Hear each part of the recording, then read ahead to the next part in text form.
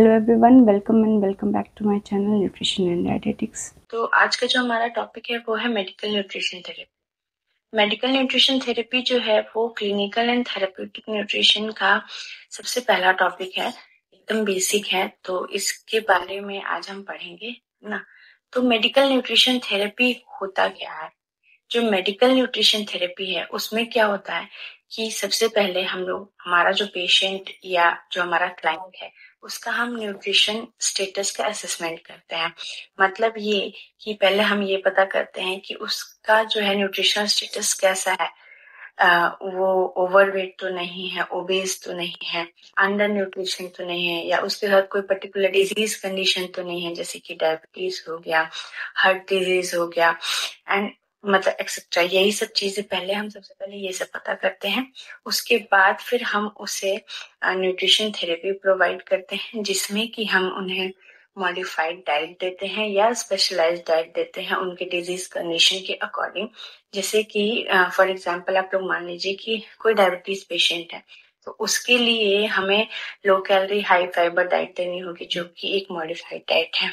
या हमारा kidney patient है, तो उसके लिए हमें लो पोटेशियम लो फॉस्फोरस डाइट देनी होती है, तो quantity but high quality protein diet देनी होती है। तो ये सब जो है हमारे एग्जाम्पल हैं कि किस तरीके से हम जो है अपने पेशेंट को उसके डिजीज कंडीशन के अकॉर्डिंग जो है न्यूट्रिशन थेरेपी प्रोवाइड करते हैं। और जैसे कि अगर कोई पेशेंट कोमा में है या उसका कोई ऑपरेशन हुआ है, तो हॉस्पिटल में एडमिट है, उसका गैस्ट्रो का कोई ऑपरेशन हुआ है एंड वो मुंह से खाना नहीं खा सकता है, तो उन्हें हम एंटेरल एंड पारेंटेरल न्यूट्रिशन भी प्रोवाइड करते हैं। एंटेरल न्यूट्रिशन में क्या होता है कि एक ट्यूब होती है जिसको हम लोग नाक के थ्रू इंसर्ट करते हैं डायरेक्टली स्टमक में या इंटेस्टाइन के किसी भी पार्ट में, और उससे हम जो है पेशेंट को खाना प्रोवाइड करते हैं। एंड पारेंटल न्यूट्रिशन में हमारे पास क्या होता है कि न्यूट्रिएंट्स का सॉल्यूशन होता है, उस वो हम इंट्रावेनसली हम पेशेंट को प्रोवाइड करते हैं। इन सबको आगे चल के हम लोग डिटेल में पढ़ेंगे। तो जो हमारे की पॉइंट्स होंगे इस टॉपिक के अंदर में वो क्या होगा कि सबसे पहले हम लोग जानेंगे कि मेडिकल न्यूट्रिशन थेरेपी का डेफिनेशन क्या है, जो कि अभी भी मैंने आप लोगों को बताया। एंड एक डाइटिशियन का क्या रोल होता है हेल्थ केयर प्रोवाइड करने में। जो डाइटेटिक्स है वो क्या है एग्जैक्टली, जो डाइटेटिक सब्जेक्ट है, जो ब्रांच है, जो फील्ड है, वो क्या है। एंड न्यूट्रिशन केयर प्रोसेस जो है उसके 5 स्टेप्स होते हैं: nutrition assessment, nutrition diagnosis, nutrition intervention, nutrition monitoring and evaluation and documentation. तो इन सबको हम यहाँ डिटेल में पढ़ेंगे। आगे चलते हैं। तो जो डायटेटिक्स है वो होता क्या है? डायटेटिक्स साइंस और आर्ट दोनों कहा गया है। कैसे? तो साइंस तो आप लोगों को समझ में आ ही रहा होगा कि भाई ह्यूमन न्यूट्रिशन से रिलेटेड है, ह्यूमन फिजियोलॉजी से रिलेटेड है, तो ऑब्वियस सा बात है साइंस है। और ये इस मायने में है कि जो हम डाइटिशियंस होते हैं उन्हें जो एक मॉडिफाइड डाइट प्रोवाइड करनी होती है वो बस ऐसे ही आप किसी भी तरीके से नहीं प्रोवाइड कर सकते। उसके लिए कुछ क्राइटेरिया होते हैं, हमें उन्हें फॉलो करना होता है। जैसे कि हमें सब चीजों का ध्यान रखना होता है कि पेशेंट को किस टाइप की बीमारी है, उसके जो पसंद नापसंद है वो कैसा है, उसका सोशियो इकोनॉमिक बैकग्राउंड जो है वो कैसा है, वो किस कल्चरल बैकग्राउंड से आता है, उसके ईटिंग हैबिट्स जो है वो क्या है, वो किस टाइप की जॉब करता है, उस अकॉर्डिंग वो किस टाइम क्या उसका शेड्यूल होना चाहिए खाने का। एंड मतलब बहुत सारी चीजें होती हैं जिसको ध्यान में रख के हमें एक पर्सन का जो है उसके लिए एक मॉडिफाइड डाइट तैयार करनी होती है। इसीलिए इसको डाइट कहते हैं। डाइटिशियन का क्या रोल होता है? तो जो एक डाइटिशियन है वो आपका एक लिंक की तरह है, किसके बीच में? जो पेशेंट और जो हमारा फिजिशियन होता है या डॉक्टर होता है उसके बीच में। तो जो डॉक्टर है उन्होंने एक कोई बीमारी डायग्नोज की हमारे पेशेंट के अंदर, तो और उनको उसकी दवा दी, तो उसको वो दवा इफेक्टिव हो एंड वो पर्सन जल्दी हील करे, क्योर करे, उसके लिए उसका उसको एक प्रॉपर डाइट मिलना बहुत ज्यादा जरूरी है। तो ये काम डाइटिशियंस का होता है, इसलिए डाइटिशियंस को लिंक कहा जाता है। ठीक है, तो जो डाइटिशियंस हैं वो कई सारे सेटअप्स में काम करते हैं, जैसे कि हमारे क्लिनिकल सर्विसेज हो गया, मतलब कि हमारे हॉस्पिटल में as a dietitian, as a consultant dietitian, and हमारा पब्लिक हेल्थ सेक्टर में, कम्युनिटी न्यूट्रिशन में। तो जैसे हमारे गांव-गांव में कैंप्स वगैरह लगते हैं, तो वहां जाके सबको अवेयर करना, बताना एंड न्यूट्रिशन प्रोवाइड करने में हेल्प करना। फिर हमारा न्यूट्रिशन इंफॉर्मेशन एंड कम्युनिकेशन, मतलब अवेयरनेस प्रोवाइड करना कि हमें किस टाइप का खाना खाना चाहिए और क्या हमारे हेल्थ के लिए अच्छा है, क्या हमारे हेल्थ के लिए नुकसानदेह, ये सब चीजों के बारे में। फूड सर्विसेज, जैसे कि हमारा रेस्टोरेंट्स हो गया, होटल्स हो गए। जनरली लोग छोटे मोटे होटल्स या रेस्टोरेंट्स में डाइटिशियंस रखते नहीं है, लेकिन बड़े बड़े होटल्स रेस्टोरेंट्स में रखते हैं। तो वहाँ पे भी जो है एक डाइटिशियन का बहुत बड़ा रोल होता है। फिर वेलनेस एंड डिजीज प्रिवेंशन में भी डाइटिशियन का बहुत बड़ा रोल है। कहने का मतलब ये है कि कोई बीमारी हो, हम उसका इंतजार क्यों करें, उससे पहले हम उसे होने से क्यों ना रोक दें। यहाँ भी हमारे डाइट का बहुत इंपॉर्टेंट रोल है। जैसे कि मान लीजिए किसी पेशेंट को ये डायग्नोज हुआ कि उसका जो डायबिटीज है वो बॉर्डर लाइन पे है, मतलब कि आने वाले समय में उसे डायबिटीज हो सकता है। तो उसे सही डाइट प्रोवाइड करके एंड सही फिजिकल एक्टिविटीज के बारे में बता के हम उसके डायबिटीज को रिवर्स कर सकते हैं, मतलब उनको डायबिटीज होने से बचा सकते हैं। सेम चीज हमारा हाइपरटेंशन के लिए भी होता है, जो बीपी, जिसको हम लोग जनरल लैंग्वेज में कहते हैं। फिर हमारा आता है न्यूट्रिशन रिसर्च। तो जो न्यूट्रिशन रिसर्च होता है वो तो अल्टीमेट फील्ड है न्यूट्रिशन एक डाइटिशियन के लिए। डाइटिशियंस यहाँ ये रिसर्च डाइटिशियंस कहलाते हैं। वो रिसर्च करते हैं न्यूट्रिशन फील्ड में कि किस टाइप के फूड का कहाँ क्या इफेक्ट हो सकता है, कहाँ क्या जरूरत है। तो मतलब बहुत सारी चीजें पता चलती हैं रिसर्च के थ्रू कि कौन सा फूड किस बीमारी में इफेक्टिव है, किस फूड से क्या नुकसान हो सकता है। तो यहाँ भी डाइटिशियन का बहुत इम्पोर्टेंट रोल है। फिर आइए हम लोग जान लेते हैं कि जो डाइटिशियंस हैं उनके क्या स्पेशलाइजेशंस होते हैं। तो जैसे कि कई तरह के डाइटिशियंस होते हैं। एडमिनिस्ट्रेटिव डाइटिशियन, मतलब कि जो वो डाइटिशियन जो एक एडमिनिस्ट्रेटिव पोजीशन पे हो, जैसे कि आपका किसी हॉस्पिटल में जो चीफ डाइटिशियन होता है, जो कि सब चीज देखते हैं, मैनेज करते हैं, तो वो हमारे एडमिनिस्ट्रेटिव डाइटिशियंस कहलाते हैं। फिर हमारा हो जाता है क्लिनिकल डाइटिशियन, जो कि हॉस्पिटल्स में एज अ डाइटिशियन वर्क करते हैं, डाइट चार्ट वगैरह प्रिपेयर करते हैं, पेशेंट से मिलते हैं। और फिर हमारा रिसर्च डाइटिशियंस हो गया, जो कि रिसर्च करते हैं न्यूट्रिशन फील्ड में। कम्युनिटी डाइटिशियंस और न्यूट्रिशन, जो कि कम्युनिटीज में जाके लोगों को अवेयरनेस भी प्रोवाइड करते हैं, पॉलिसी मेकिंग में हेल्प करते हैं। जैसे कि हमारा कई सारे पोषण अभियान वगैरह चलते हैं, तो उन सब में भी एक डाइटिशियन का बहुत इंपॉर्टेंट रोल होता है। फिर हमारे कंसल्टेंट डाइटिशियंस हो गए, जैसे कि हमारे ऑनलाइन कंसल्टेंसीज होती हैं आजकल। हमारे बहुत सारे ऐसे एप्स हैं जो कि न्यूट्रिशन केयर प्रोवाइड करते हैं, जैसे वेट लॉस वगैरह को लेके ज्यादातर। वो डिजीज से रिलेटेड तो नहीं कर सकते, पर कुछ जनरल चीजें होती हैं, जैसे ओवरवेट पेशेंट है, उनके वेट को कम करने के लिए वेट लॉस, वेट गेन। फिर डायबिटीज वगैरह हो गया, पीसीओडी हो गया, ये जो कुछ जनरल प्रॉब्लम्स होती हैं जिनमें की जरूरत नहीं पड़ती है हॉस्पिटल में एडमिट होने की या ऐसे कुछ। फिर हमारे आ जाते हैं टीचिंग और एकेडमिक डाइटिशियंस। तो ये जो है ये पढ़ाने का काम करते हैं हमारी तरह। अगला है हमारा न्यूट्रिशन केयर प्रोसेस। तो न्यूट्रिशन केयर प्रोसेस जो है वो हमारा एक सिस्टमैटिक और लॉजिकल अप्रोच है।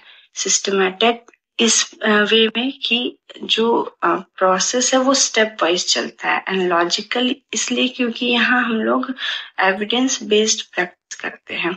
जो हमारे रिसर्च स्टडीज जो कंडक्ट हुए हैं, उनसे जो आउटकम निकले हैं, उन बेसिस पे है जो है हम न्यूट्रिशन केयर प्रोवाइड करते हैं। तो इसीलिए जो हमारा न्यूट्रिशन केयर प्रोसेस है वो एक सिस्टमैटिक एंड लॉजिकल अप्रोच है।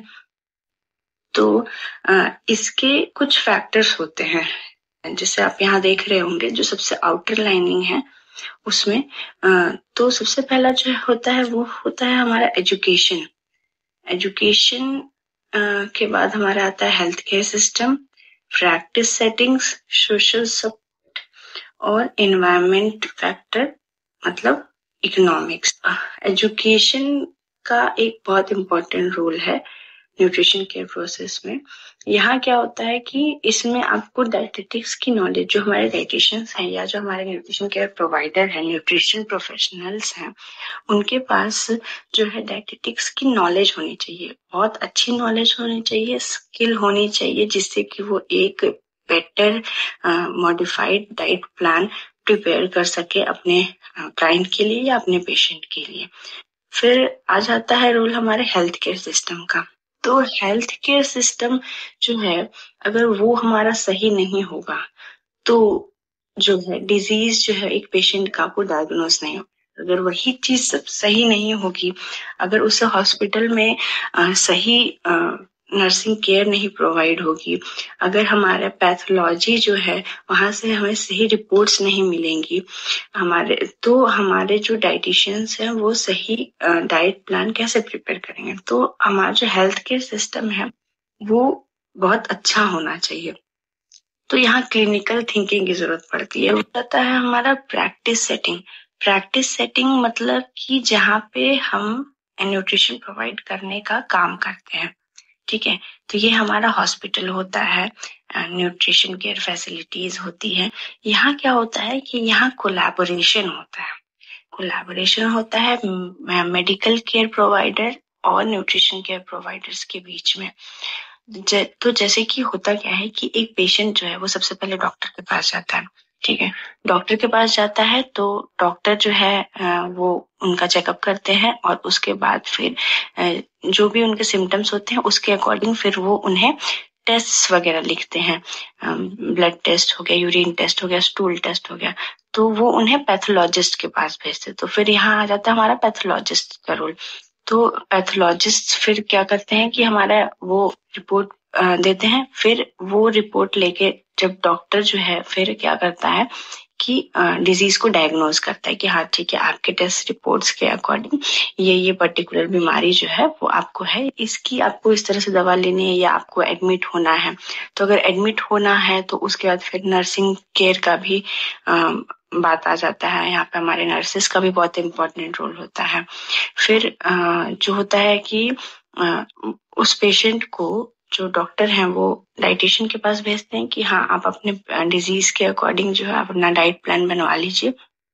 तो उसके बाद फिर जो पेशेंट है वो डाइटिशियन के पास जाता है, या जो एडमिटेड पेशेंट है उसको जो है उसके रिपोर्ट्स के अकॉर्डिंग डाइटिशियंस ऑलरेडी जो है हॉस्पिटल में जो डाइट प्लान करते हैं वो जो है उन्हें प्रोवाइड की जाती है हॉस्पिटल किचन के थ्रू। तो यहाँ देख रहे हैं आप लोग, यहाँ क्या हो रहा है, यहाँ कोलैबोरेशन हो रहा है सबके बीच में, डॉक्टर, पैथोलॉजिस्ट, नर्सेस, डाइटिशियंस, यहाँ सबका कोलैबोरेशन है। तो इसीलिए एक प्रैक्टिस सेटिंग में कोलैबोरेशन का बहुत इम्पोर्टेंट रोल है न्यूट्रिशन केयर प्रोवाइड करने के लिए। फिर हमारा आता है सोशल सपोर्ट। यहाँ हमारा कम्युनिकेशन जो है वो एक बहुत इम्पोर्टेंट रोल प्रोवाइड करता है कि अगर आप एक पेशेंट जो है वो डाइटिशियन के पास अपना डाइट प्लान बनवाने जा रहा है तो जो डाइटिशियन है उसे कम्युनिकेट करना आना चाहिए, वो उसे अपनी बात समझाने आनी चाहिए। और जो एक पेशेंट है उसे उनकी बात समझ आनी चाहिए कि हाँ ठीक है वो हमें क्या बता रहे हैं, कि अगर हमें ये चीज खाने के लिए मना किया गया है तो उससे हमें ये नुकसान हो सकता है, और ये चीज खानी है हमें तो उसका हमें ये फायदा है। तो ये चीज अपने पेशेंट को सही से समझा पाना, उससे कम्युनिकेट कर, ये एक डाइटिशियन के लिए या न्यूट्रिशन प्रोफेशनल के लिए बहुत इम्पोर्टेंट है। और तभी जाके सही मायने में न्यूट्रिशन केयर वो प्रोवाइड कर पाएंगे, जो न्यूट्रिशन इंटरवेंशन है इफेक्टिव हो पाएगा। और क्योंकि अगर जो डाइटिशियन वो कम्युनिकेट ही ना कर पाए पेशेंट के साथ, अगर उनको उनकी भाषा ही नहीं समझ में आ रही है, मान लीजिए एक गांव का आदमी आ गया, वो बीमार अपना डाइट चार्ट बनवाने आ गया और जो डाइटिशियन है वो अंग्रेजी में बात किए जा रहे हैं, तो फिर जब वो समझ ही नहीं पाएगा तो फिर जो न्यूट्रिशन इंटरवेंशन है, जो डाइट प्लान बता रहा है, उसका क्या फायदा? फिर तो वो इफेक्टिव ही नहीं है ना। तो इसीलिए कम्युनिकेशन जो है वो बहुत स्ट्रांग होना चाहिए। फिर आ जाता है हमारा इन्वायरमेंट, जैसे हमारा इकोनॉमिक्स तो जैसे कि यहाँ क्या हो जाता है कि हमारा सोशियो इकोनॉमिक बैकग्राउंड है, उसका बहुत एक इम्पोर्टेंट रोल हो जाता है ना, कि जो आपका पेशेंट आ रहा है वो किस सोशियो इकोनॉमिक बैकग्राउंड से है, वो मिडिल क्लास है, अपर क्लास है या लोअर मिडिल क्लास का है, वो कितना अफोर्ड कर सकते, क्या जो आप डाइट प्लान प्रिपेयर कर रहे हैं उसमें जो आपने फूड लिखे हैं, क्या उन्हें वो अफोर्ड कर भी सकता है, क्या वो उसके लिए एसेसिबल है, वो जिस जगह पे रहता है क्या वहाँ पे वो सारी चीजें मिलती हैं। तो एसेसिबिलिटी एंड अफोर्डेबिलिटी जो है वो बहुत इम्पोर्टेंट है यहाँ पे हमारे एविडेंस बेस्ड प्रैक्टिस जो है उसका भी इम्पोर्टेंट है। जो हम रिसर्च करते हैं, जो हमारे रिसर्चर्स हैं, वो रिसर्च के थ्रू जो चीजें पता लगाते हैं कि हाँ इस फूड का ये इफेक्ट होता है, कि मान लीजिए जैसे कि हमारा जो कुछ फूड होते हैं जिनमें पॉलीफिनॉल्स होते हैं, फिनोलिक कंपाउंड्स होते हैं, उनका बहुत जो है कुछ फायदे होते हैं, जैसे कि वो एंटी एजिंग होते हैं, एंटी इन्फ्लेमेटरी होते हैं, एंटी कार्सिनोजेनिक होते हैं, तो बहुत सारे उसके बेनिफिट्स है। तो ये सब चीजों का जो पता चल पाता है वो हमारे रिसर्च से ही पता चल पाता है। रिसर्च से होता है तो वही हमारा एविडेंस बेस्ड प्रैक्टिस है।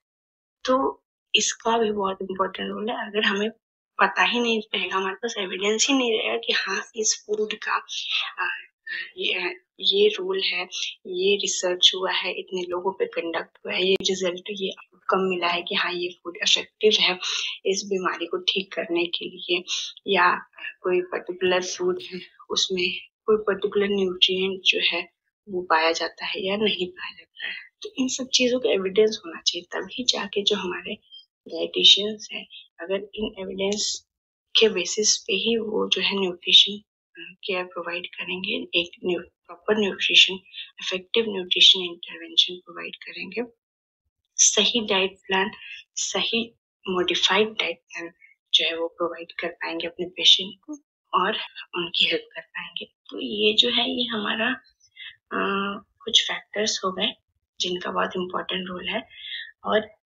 इन्हीं के पार्ट्स हमारा है nutrition assessment, diagnosis, intervention, monitoring and evaluation. इनको हम आगे और डिटेल में पढ़ेंगे। नेक्स्ट है हमारा, इसमें सबसे पहला आता है हमारा न्यूट्रिशन केयर प्रोसेस। जो सबसे पहला स्टेप है वो है हमारा न्यूट्रिशन असेसमेंट। तो न्यूट्रिशन असेसमेंट जो है वहाँ क्या होता है कि एक इंडिविजुअल का, एक पेशेंट का, एक क्लाइंट का न्यूट्रिशनल स्टेटस का इवैल्यूएशन हम करते हैं, या उसका मतलब ये कि उसका न्यूट्रिशन रिक्वायरमेंट क्या है, उसको किस टाइप के न्यूट्रिशन की, कितने न्यूट्रिशन की जरूरत है, उसे किस टाइप की बीमारी है, उसके अकॉर्डिंग उसको क्या न्यूट्रिशन प्रोवाइड किया जाना चाहिए, अंडर वेट है या वो ओवर वेट है तो उसके अकॉर्डिंग उसका फैट वेट लॉस कैसे करवाना चाहिए, उसके लिए उसको किस न्यूट्रिएंट की रिक्वायरमेंट है, ये सब चीजों का हम लोग यहाँ पता लगाते हैं, यहाँ हम इवैल्यूएशन करते हैं। तो न्यूट्रिशन असेसमेंट करने के कई तरीके हैं, जिसमें से हमारा है ABCD एनालिसिस। तो ABCD एनालिसिस में अपना ए से मतलब है एंथ्रोपोमेट्रिक मेजरमेंट। तो जो एंथ्रोपोमेट्रिक मेजरमेंट है वो यूज किया जाता है बच्चों में ग्रोथ को मेजर करने के लिए, और एंथ्रोपोमेट्रिक मेजरमेंट्स हमारा सभी लोगों में, बड़ों में, छोटों में, बुजुर्ग लोगों में, सभी में ये हमारे वेट में जो चेंजेस आते हैं उसको बहुत अच्छे से शो करता है, और इसी वेट के चेंजेस के अकॉर्डिंग ये हमारे डिजीजेस के बारे में बताता है कि हाँ ठीक है, अगर वेट लॉस हो रहा है तो ये पर्टिकुलर बीमारी हो सकती है या ये न्यूट्रिएंट डिफिशियंसी हो सकती है, और हमें और जो है ये मॉनिटर भी करता है कि फैट लॉस और गेन जो है उसमें क्या प्रोग्रेस हो रहा है। ट्रोमेटिक मेजरमेंट्स में कई सारी चीजें होती हैं, कई तरीके होते हैं, तो ये भी आपको डिटेल में पढ़ना होगा, और ये मैंने इस वीडियो में नहीं कवर किया है ये क्योंकि एक अलग सा ही बहुत बड़ा टॉपिक है, एंथ्रोपोमेट्री, तो उसको मैंने एक अलग वीडियो में अलग से कवर किया है। तो वो वीडियो जो है वो आप मेरे चैनल पे जाके सर्च करेंगे तो आपको मिल जाएगी। फिर हमारा आता है biochemical investigation, B for biochemical investigation. यहाँ क्या होता है कि सिंपली समझ लीजिए कि जो हमारा ब्लड टेस्ट होता है, यूरिन टेस्ट होता है, स्टूल टेस्ट होता है, तो इनमें जो इनसे क्या होता है कि इनसे पता चलता है कि जो हमारे न्यूट्रिएंट्स हैं या कुछ मेटाबोलाइट्स हैं हमारे बॉडी में, वो उसकी उनकी क्या स्थिति है, मतलब वो ज्यादा अमाउंट में है या वो कम अमाउंट में है या फिर वो सही अमाउंट में है जितना जरूरी है, कम है ज्यादा है, उसके अकॉर्डिंग फिर हम ये चीज डिसाइड करते हैं कि हाँ ये इन्फेक्शन हो रही है या कोई बीमारी हो रही है हमें। तो ये हमारा हो जाता है बायोकेमिकल इन्वेस्टिगेशन। जैसे कि फॉर एग्जांपल आप मान लीजिए कि एक पेशेंट को अपना किडनी प्रोफाइल कराने के लिए बोला गया है, ठीक है। तो किडनी प्रोफाइल में आपका पोटेशियम होता है, फास्फोरस होता है, सोडियम होता है एंड आपका प्रोटीन होता है, तो मतलब बहुत सारी चीजें होती है। तो ये सब ब्लड में इन सब चीजों के बारे में होता है कि ब्लड में ये सब चीजें कितने अमाउंट में है, ठीक है। तो अगर ये सब ज्यादा होता है तो फिर हाँ ठीक है, वो चीज शो करता है कि हाँ किडनी में कोई ना कोई प्रॉब्लम है। फिर डॉक्टर डिसाइड करते हैं कि फिर ये किस तरह की प्रॉब्लम है और फिर उसके बेसिस क्या डाइट प्लान जो है वो प्रोवाइड करना है, वो डाइटिशियन डिसाइड। तो बायोकेमिकल इन्वेस्टिगेशन जो है ये भी न्यूट्रिशन असेसमेंट का एक बहुत इम्पोर्टेंट तरीका है। फिर तीसरा है हमारा सी फॉर क्लिनिकल एनालिसिस। तो क्लिनिकल एनालिसिस में क्या होता है कि ये विजिबल साइंस जो होते हैं, जो हमें नेकेड आइज से दिखाई दे सकते हैं, जिसके लिए हमें ऐसा कोई ब्लड टेस्ट की जरूरत नहीं होती है, ये वो होते हैं जैसे कि हमारे स्किन पे जो हमें दिखाई दे रहा है कि कोई रैशेज, दाने हो गए हैं, या हमारे हेड पे दिख रहा है, हमें हमारे बालों से दिख रहा है कि बाल हमारे झड़ रहे हैं या बाल हमारे कर्ली हो गए हैं। फिर हमारे आंखों में दिखता है कि आंखों में रेडनेस है या कोई दूसरी या ओपेक हो गई है आईज हमारी। फिर हमारे माउथ से पता चलता है, माउथ पे अगर हमारे अल्सर्स हो जाते हैं तो ये सब चीजें। नेल्स से कैसे पता चलता है, नेल्स में अगर स्पूनिंग है, अगर वो चम्मच के शेप का हो जा रहा है तो आयरन डिफिशियंसी हो सकती है। और मतलब बहुत सारी चीजों को देख के जो विजिबल चीजें होती हैं, हमारे एब्डोमेन से, हमारे पेट से, हमारे स्केलेटल मसल से, फैट स्टोर से, चर्बी कितनी है उससे पता चलता है कि हाँ ठीक है ओबीज है या इसको अदर कोई डिजीज। तो ये सब जो चीजें हैं ये हमारी क्लिनिकल एनालिसिस के अंडर में आती है। इसको भी मैंने एंथ्रोपोमेट्री वाले वीडियो में कवर किया है। क्लिनिकल साइंस एंड सिम्टम्स जो होते हैं, जो कि न्यूट्रिएंट एंड डेफिशिएंसीज के बारे में बताते हैं, उसके बारे में मैंने वहाँ पे पढ़ाया है। तो ये आप वहीं देखने मिल जाएगा। फिर डी फॉर हमारा आता है डाइट हिस्ट्री एंड न्यूट्रिएंट।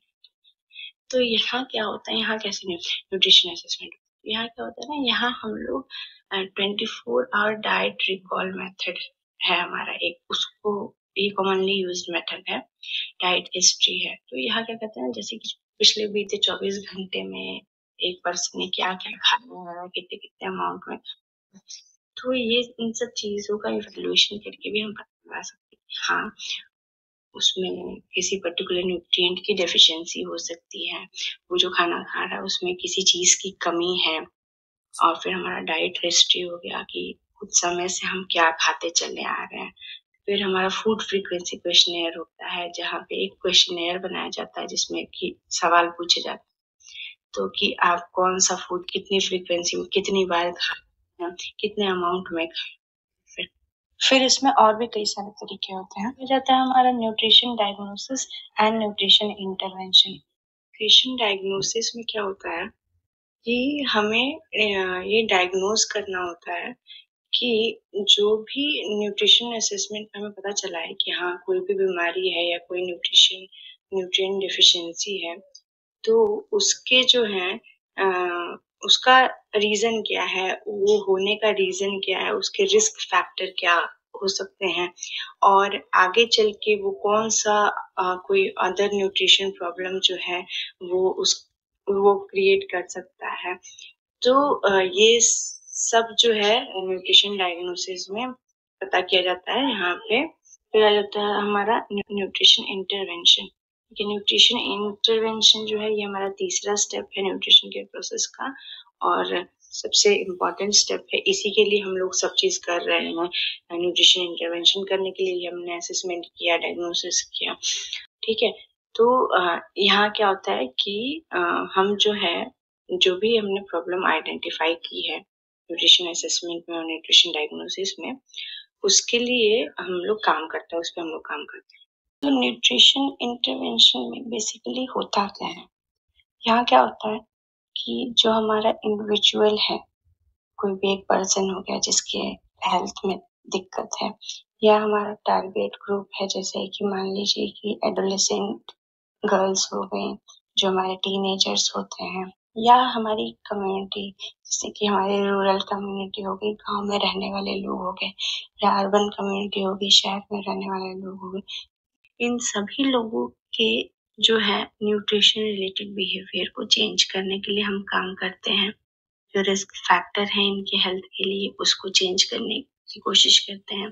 जो इन्वायरमेंटल कंडीशन उनको नुकसान पहुंचा रहा है, मतलब कि हेल्थ स्टेटस से रिलेटेड, हेल्थ से रिलेटेड उनके चीजों को हम लोग जो है चेंज करने की कोशिश करते हैं, मतलब बेटर करने की कोशिश करते हैं, ठीक है। तो न्यूट्रिशन रिलेटेड बिहेवियर में क्या हो गया, जैसे कि मान लीजिए जो टीनेजर, जो हमने एग्जांपल लिया टारगेट ग्रुप का, कि जो एडोलेसेंट गर्ल्स हैं, तो वो मान लीजिए कि वो बहुत ज्यादा तला भुना खाना खा रहे हैं, जिसके कारण से क्या हो रहा है कि ओबेसिटी उनमें देखने को मिल रही है, ओबेसिटी बढ़ रही है उनमें, जो कि आगे चल के उनके हेल्थ के लिए नुकसानदेह हो सकते हैं। तो इस चीज को हम बदलने की यहाँ कोशिश करते हैं न्यूट्रिशन इंटरवेंशन के थ्रू। फिर जो रिस्क फैक्टर है ओबेसिटी से रिलेटेड, कि अगर वो इस तरह का खाना खा रही है, ओबेसिटी हो रही है, तो आगे चल के फिर उन्हें जो है डायबिटीज, ब्लड प्रेशर, मतलब लाइफस्टाइल डिजीजेस का सामना करना पड़ सकता है, अदर डिजीजेस जैसे हार्ट डिजीज वगैरह का सामना करना पड़ सकता है।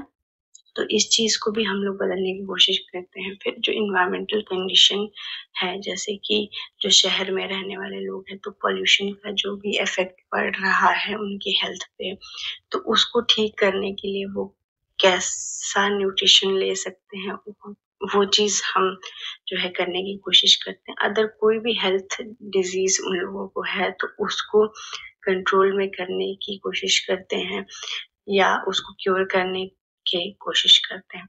तो यहाँ न्यूट्रिशन इंटरवेंशन में हम जो है एक मॉडिफाइड डाइट प्लान जो है प्रिपेयर करके उनको जो है हमारे पेशेंट को, या जो हमारा टारगेट ग्रुप है, या जो हमारी कम्युनिटी है, उसको प्रोवाइड करते हैं और कोशिश करते हैं कि उनके हेल्थ जो है वो उसमें बेटरमेंट। तो ये सब करने के लिए न्यूट्रिशन इंटरवेंशन करने के लिए हमारे कुछ स्टेप्स होते हैं, जिसमें से पहला है सेलेक्टिंग, दूसरा है प्लानिंग, देन इम्प्लीमेंटिंग। तो सेलेक्टिंग में क्या होता है कि यहाँ पे हम जो है सिलेक्शन करते हैं सबसे पहले किस चीज का, तो जो हमारा टारगेट ग्रुप है, जो भी इंडिविजुअल है, कि किसके ऊपर हमें काम करना है, ठीक है।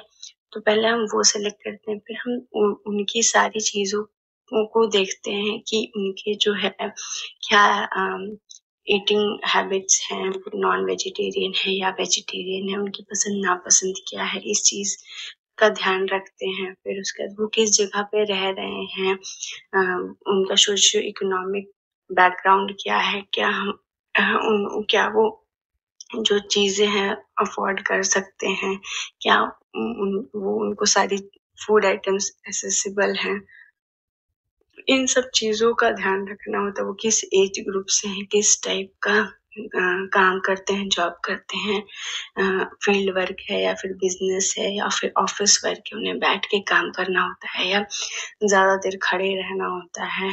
फिर उसके बाद से उनका जो कल्चरल बैकग्राउंड है वो कैसा है, किस तरह का खाना उनके कल्चर में प्रेफर किया जाता है। फिर जो सोशियो इकोनॉमिक बैकग्राउंड है, इन सब चीजों का हम ध्यान रखते हैं सिलेक्टिंग में। फिर हम लोग प्लान करते हैं कि हमें जो है किस तरीके से, किस टाइप का फूड जो है उन्हें देना है, जिससे कि उनके हेल्थ में बेटरमेंट हो। तो जैसे कि मान लीजिए कि हमें प्लान करना है कि हाँ इस पर्सन को का वेट लॉस करवाना है क्योंकि वो ओबीस है, तो फिर हम उसे लो कैलोरी डाइट प्रोवाइड करेंगे, हाई फाइबर डाइट प्रोवाइड करेंगे। तो मतलब किस टाइप का न्यूट्रिशन उन्हें हम प्रोवाइड करेंगे, क्या न्यूट्रिएंट्स हमें सेलेक्ट करने हैं, ये सब चीजें हम लोग करते हैं प्लानिंग वाले स्टेप में। फिर जो तीसरा स्टेप है वो है इम्प्लीमेंटिंग, मतलब कि फिर ये सब चीजें जो हमने सेलेक्ट की, प्लान की, इन सब चीजों को इम्प्लीमेंट करने का टाइम आ जाता है। तो यहाँ क्या होता है कि हम उस पेशेंट की काउंसलिंग करते हैं, उन्हें डाइट चार्ट बना के देते हैं और फिर उन्हें बेसिकली कन्विंस करते हैं कि आप इस चीज को फॉलो करें। फिर उनका फॉलो अप लेते रहते हैं, उन्हें टाइम टाइम पे बुलाते हैं, देखते हैं कि उनकी हेल्थ में क्या प्रोग्रेस हो रहा है, चेंजेस हो रही है। फिर उस अकॉर्डिंग फिर हम उन्हें नया मॉडिफाइड डाइट प्लान प्रिपेयर करके देते हैं और इस चीज को देखते रहते हैं कि उनकी हेल्थ जो है वो सही हो रही है या नहीं हो रही है और हमें उसके लिए क्या करना चाहिए। तो न्यूट्रिशन इंटरवेंशन में यही सब होता है। जो टॉपिक है वो है हमारा nutrition monitoring and evaluation. Monitoring में स्पेसिफिकली क्या होता है कि हम रिव्यू करते हैं, ठीक है, जैसे किसी कहानी का हम रिव्यू करते हैं उसी तरह से हम रिव्यू करते हैं उस पेशेंट के न्यूट्रिशनल स्टेटस का कि क्या हमने जो न्यूट्रिशन डायग्नोसिस किया है, जो हमने उन्हें इंटरवेंशन प्लान बताया है, जो डाइट प्रोवाइड की है, मॉडिफाइड डाइट प्लान प्रोवाइड की है, जो हमारा गोल है, आउटकम है कि हाँ इसका उसके हेल्थ पे ये अच्छा इफेक्ट पड़ना चाहिए, क्या उस हिसाब से वो चीज हो रही है। मतलब कि उनके फॉलो अप में हम ये देखने की कोशिश करते हैं कि क्या बेहतरी हो रही है, क्या वो बेटर हो रहा है उनका हेल्थ, और उनके जो है न्यूट्रिशन स्टेटस का मेजरमेंट वही करते हैं। एंड इवैल्यूएशन में क्या होता है कि हम तरह की कंपैरिजन होता है कि जो पहले उनका न्यूट्रिशनल स्टेटस था और अब डाइट प्लान प्रोवाइड करने के बाद, मतलब न्यूट्रिशन इंटरवेंशन करने के बाद उनका जो न्यूट्रिशनल स्टेटस है उसमें क्या डिफरेंस है, क्या वो बेटर हुआ है या वो डिग्रेड हुआ है, या फिर उसको हम किसी रेफरेंस स्टैंडर्ड के साथ भी कंपेयर कर सकते हैं कि एक जो नॉर्मल वुमेन का रेफरेंस स्टैंडर्ड के अकॉर्डिंग जो है वेट 60 kg होना चाहिए, ठीक है। तो इनका जो है इवैल्यूएशन के बाद क्या इनका वेट पहले कंपैरिजन में बढ़ा है या जो रेफरेंस स्टैंडर्ड है उसके कंपैरिजन में कितना हुआ है, उसके आसपास है या अभी कम ही है या उससे ज्यादा हो गया है। तो इवैल्यूएशन में हम यही होता है, ठीक है। तो जो इवैल्यूएशन है वो क्या करता है ना, वो ये पता लगाता है कि जो पेशेंट का न्यूट्रिशनल रिक्वायरमेंट है वो पूरा हो रहा है कि नहीं हो रहा है, ठीक है। तो इसको पता लगाने का जो तरीका होता है वो होता है न्यूट्रिशन इंडेक्स। तो न्यूट्रिशन इंडेक्स जो है वो ये कैलकुलेट करता है कि एक पेशेंट जितने अमाउंट में कोई पर्टिकुलर न्यूट्रिएंट ले रहा है, क्या वो पर्टिकुलर न्यूट्रिएंट उतने अमाउंट में उस पेशेंट का जो नीड है, जो डिजायरेबल इनटेक है उसको पूरा कर पा रहा है। मतलब यहाँ पे फॉर एग्जांपल ये समझने की कोशिश करिए कि एक पेशेंट का, एक माल न्यूट्रिशन वाला पेशेंट है, ठीक है, तो उसका जो है 2000 किलो कैलोरी जो है एनर्जी का उनको नीड है, ठीक है। तो जो हम उन्हें डाइट प्लान प्रोवाइड कर रहे हैं उसके अकॉर्डिंग जो वो न्यूट्रिएंट्स ले रहे हैं, जितना वो कार्बोहाइड्रेट ले रहे हैं, जितना वो फैट ले रहे हैं, क्या वो उनके 2000 किलो कैलोरी एनर्जी वाले रिक्वायरमेंट को पूरा कर पा रहा है। ये चीज जो है वो हमें न्यूट्रिशन इंडेक्स कैलकुलेट करने से पता चलता है, जिसका फॉर्मूला है आपका actual intake of nutrient minus desirable intake divided by desirable intake. तो इस फॉर्मूला से हम ये चीज पता लगा सकते हैं, ठीक है। अगला होता है हमारा स्टेप डॉक्यूमेंटेशन। डॉक्यूमेंटेशन जो है वो क्या होता है, मतलब कि हम क्या कहते हैं कि किसी भी चीज को डॉक्यूमेंट के फॉर्म में स्टोर कर रहे हैं। मतलब जो हमने न्यूट्रिशन केयर प्रोवाइड की है उसको हम डॉक्यूमेंट के फॉर्म में पूरा स्टोर करेंगे, राइट डाउन करेंगे कि हाँ कैसे कैसे किस तरीके से जो है न्यूट्रिशन केयर प्रोवाइड की गई है, ठीक है। तो इसके लिए जो है कुछ फॉर्मेट्स होते हैं। तो आपका जो सबसे ज्यादा यूज किया जाने वाला फॉर्मेट है वो है हमारा problem oriented medical record, POMR बोलते हैं इसे। तो तो ये क्या करता है ना, ये जो तरीका है डॉक्यूमेंटेशन, वो क्या करता है ना कि वो हमें जानने में मदद करता है कि एक पर्टिकुलर पेशेंट की क्या क्या प्रॉब्लम्स है, एंड फिर जो जो हेल्थ केयर टीम होता है उन वो कोऑर्डिनेट कर सके, उसमें हेल्प करता है वो। ये डेटा को पढ़ के वो अपने अपने एक्टिविटीज को कोऑर्डिनेट करते हैं कि हाँ, हमें अब कैसे क्या जो है केयर प्रोवाइड करनी है। तो इसके 4 मेजर पार्ट्स हैं। पहला है डेटाबेस, प्रॉब्लम, फिर आता है प्रॉब्लम लिस्ट, फिर इनिशियल केयर प्लान, एंड फिर प्रोग्रेस नोट। तो यहाँ देखिए सब चीज हो रहा है। सबसे पहले हम डेटा कलेक्ट करते हैं, तो उसके पैथोलॉजिकल रिपोर्ट्स वगैरह की, फिर हम प्रॉब्लम की लिस्ट प्रिपेयर करते हैं कि हाँ, रिपोर्ट्स के बेसिस पे, डेटा के बेसिस पे जो हमने डेटा उनके फैमिली मेंबर्स से उनसे कलेक्ट किए हैं, पैथोलॉजिकल रिपोर्ट से कलेक्ट किए, उसके बेसिस पे हम लोग प्रॉब्लम लिस्ट बना रहे हैं कि हाँ, ये प्रॉब्लम उनको है, और फिर उस अकॉर्डिंग उनको इनिशियल केयर प्लान प्रोवाइड कर रहे हैं, और फिर उसका प्रोग्रेस नोट बना रहे हैं कि हाँ, ये केयर प्लान प्रोवाइड करने के बाद जो पेशेंट है उसमें क्या प्रोग्रेस हुआ। तो ये 4 चीजें हैं। इन सब चीजों को हम लिखते हैं या स्टोर करते हैं रिटन फॉर्म में। जो सबसे कॉमन मेथड होता है, सबसे कॉमन फॉर्मेट है, वो है हमारा सोप। इसका फुल फॉर्म है आपका subjective objective assessment and plan. तो सब्जेक्टिव में वही सबसे पहले आपका क्या होता है, डेटा इंक्लूडेड होता है, जो डेटा हम पेशेंट से, उनकी फैमिली से कलेक्ट करते हैं, ठीक है, उनके प्रॉब्लम के रिगार्डिंग कि हाँ, आपको क्या प्रॉब्लम हो रही है। जैसे कि जब हम पेशेंट आता है हमारे पास, तो हम उनसे पूछते हैं कि हाँ, क्या दिक्कत आ रही है। तो अगर उसके पेट में दिक्कत हो रही है, उसको कॉन्स्टिपेशन हो रहा है, गैस का बहुत ज्यादा फॉर्मेशन हो रहा है, फिर फैमिली मेंबर्स से भी हम लोग पूछते हैं। तो यही है। फिर ऑब्जेक्टिव डेटा जो है, उसमें क्या होता है कि हम जो डेटा है वो टेस्ट से, एनालिसिस से या डायग्नोसिस जो हो रहा है उससे कलेक्ट करते हैं कि आपका अल्ट्रासोनोग्राफी हो गई, उसके जो रिपोर्ट्स हो गए, ब्लड टेस्ट हो गया, उसके जो रिपोर्ट्स हो गए, स्टूल टेस्ट हो गया, उसके रिपोर्ट्स हो गए, क्लिनिकल एनालिसिस जो हम कर रहे हैं देख के पेशेंट को, वो हो गया। उसके बेसिस पे जो हम लोग डेटा कलेक्ट करते हैं उसको ऑब्जेक्टिव डेटा बोलते हैं। फिर हमारा आ जाता है असेसमेंट। फिर ये जो डेटा हमने कलेक्ट किया है, subjective data and objective data, इसके बेसिस पे हम जो है पेशेंट का न्यूट्रिशनल स्टेटस जो है वो हम इंटरप्रेट करते हैं कि हाँ, इन्हें क्या दिक्कत आ रही है, क्या दिक्कत है ना। कि वही जो मैंने जो आप लोगों को पेट वाला एग्जांपल दिया, तो अगर गैस हो रहा है, बहुत कॉन्स्टिपेशन हो रहा है, तो एक्यूट गैस्ट्राइटिस है या कोई अदर प्रॉब्लम है, या बहुत लूज मोशन हो रहा है, तो डायरिया है ना। तो ये सब चीजें हो गई। फिर आता है स्टेप प्लान। तो यहाँ फिर हम प्लान करते हैं कि हम किस तरीके से न्यूट्रिशन केयर प्रोवाइड करेंगे जिससे कि हम उनके प्रॉब्लम को ठीक कर सके। तो ट्रीटमेंट प्लान होता है इसमें, केयर न्यूट्रिशनल केयर प्लान होता है, मॉडिफाइड डाइट जो हम प्रोवाइड करेंगे वो होता है, और न्यूट्रिशन काउंसलिंग हम लोग कैसे करेंगे ये भी हम प्लान करते हैं, जिससे कि हम पेशेंट को समझा सके कि उन्हें जो हमने डाइट प्लान प्रोवाइड किया है वो उन्हें कैसे फॉलो करना है और इसके क्या क्या फायदे हो सकते हैं उन्हें। और उन्हें बेसिकली इसमें हम उन्हें कन्विंस भी करते हैं कि आप इस डाइट प्लान को फॉलो करिए। तो जो हमारे जो क्लिनिकल डाइटिशियंस हैं उन्हें जो है जरूर से जो भी वो न्यूट्रिशन केयर प्रोवाइड कर रहे हैं, एक्चुअल न्यूट्रिशन केयर, जो सच में जो न्यूट्रिशन केयर वो प्रोवाइड कर रहे हैं, उसको उन्हें डॉक्यूमेंट फॉर्म में रखना चाहिए।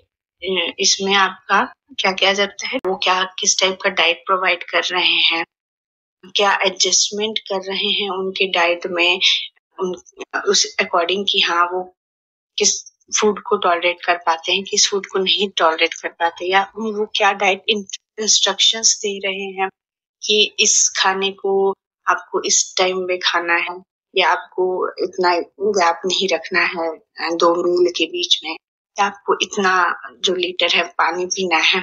तो ये सब चीजें हो गई आपकी डॉक्यूमेंटेशन में, ये सब चीजें होती हैं। तो होपफुली आप लोगों को ये समझ में आया होगा अच्छे से। एंड अगर आप लोगों को कोई भी डाउट हो तो प्लीज आप लोग जो है कमेंट करके पूछ लीजिएगा। मैं जो है उन सारे डाउट से रिलेटेड एक वीडियो जो है वो बना दूंगी, और होपफुली कि आप लोग समझ में अच्छे से।